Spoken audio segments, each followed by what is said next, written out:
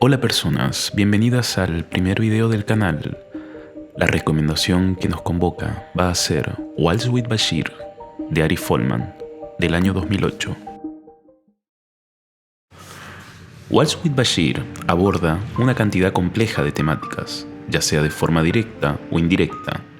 Quizás la premisa fundamental de este documental animado sea la reconstrucción de la memoria individual a partir del trauma y el olvido de un hecho colectivo, así como también la conformación de las identidades desde un devenir histórico complejo, como es absolutamente siempre en el que está inmerso el humano, el humano, el humano, el humano, el humano. Y ahora la pregunta sería, ¿qué es Waltz with Bashir? Waltz with Bashir es un documental animado, lo cual es un poco curioso, ya que es un formato que suele usarse poco para documentales. El director y guionista explora su pasado tratando de recordar qué es lo que pasó durante la guerra del Líbano, específicamente en las masacres de los campos de refugiados de Sabra y Shatila. El documental tiene tres protagonistas, por así decirlo: el régimen falangista libanés que comandó Bashir Gemayel, presidente durante 21 días cuyo asesinato precipitó los hechos en los que se centra la película; las fuerzas de ocupación israelíes comandadas por el entonces ministro de Defensa Ariel Sharon; y los refugiados palestinos de los campos de Sabra y Shatila de Beirut.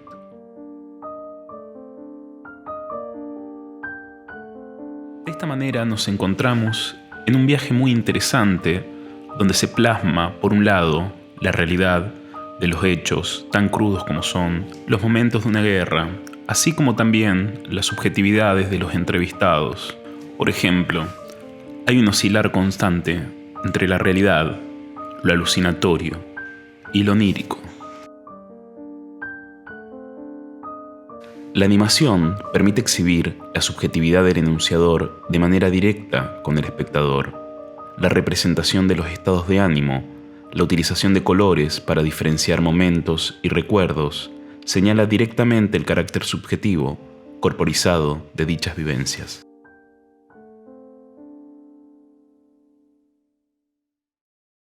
En una entrevista realizada al director, comenta: "La guerra es la cosa más surrealista de la Tierra. La película es un mensaje contra la guerra, y quería contar una historia personal. No hay ningún glamour en la guerra. La única forma de hacer esta película era mediante la animación, porque trata de la memoria perdida, de los sueños y del subconsciente". Claramente, uno de los tópicos que toca el documental es la memoria y los recuerdos.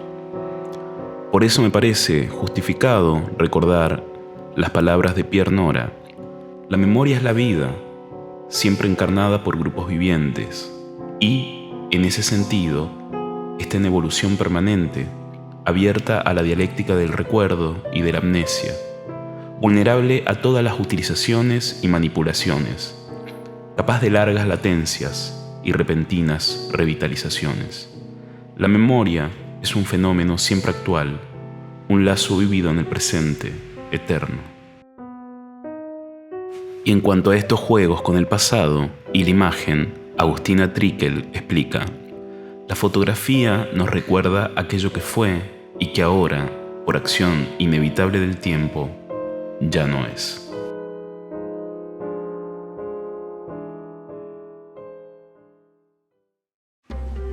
La película se desarrolla durante la Guerra Civil Libanesa, la cual comienza en 1975 y finaliza en 1989. Sería muy complejo y daría para varios videos explicar en profundidad raíces y complejidades del conflicto. Sin embargo, se pueden poner algunas cuestiones en contexto que van a sumar al momento de verla.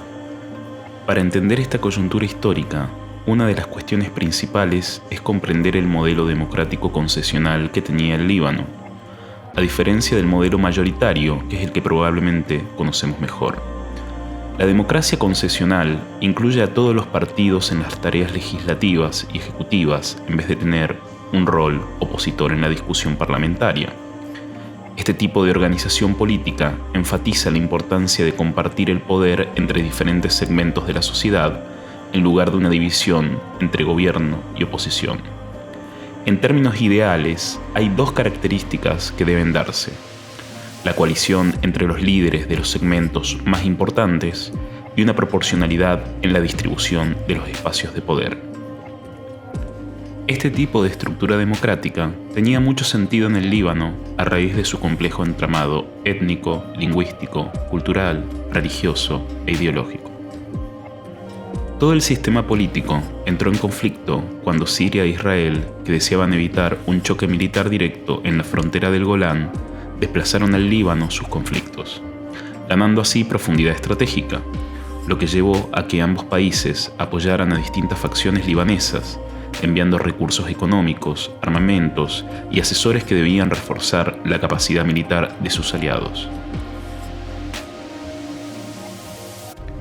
Mientras avanzaba el conflicto, fueron consolidándose de esta manera dos bandos casi de manera obligada.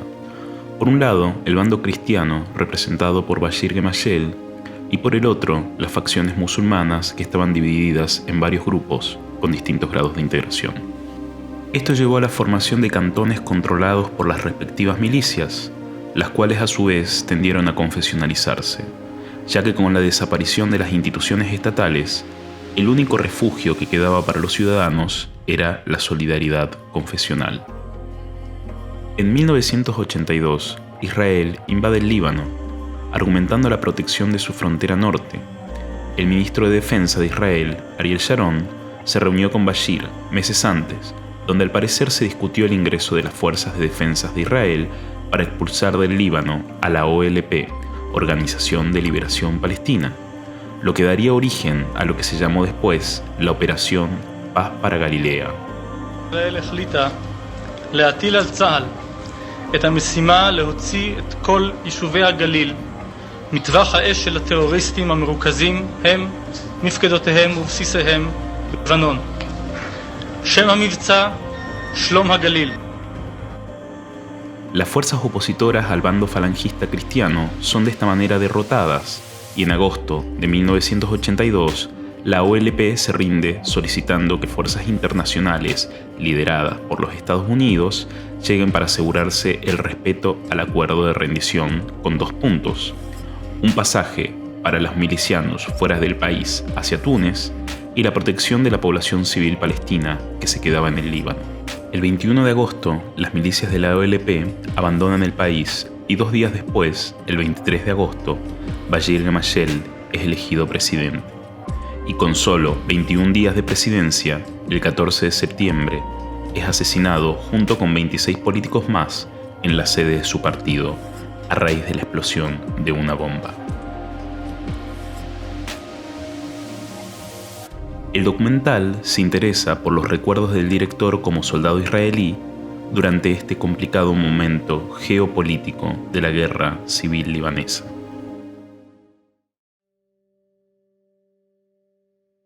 Ahora dicho todo esto, nos queda una pregunta: ¿por qué ver este documental?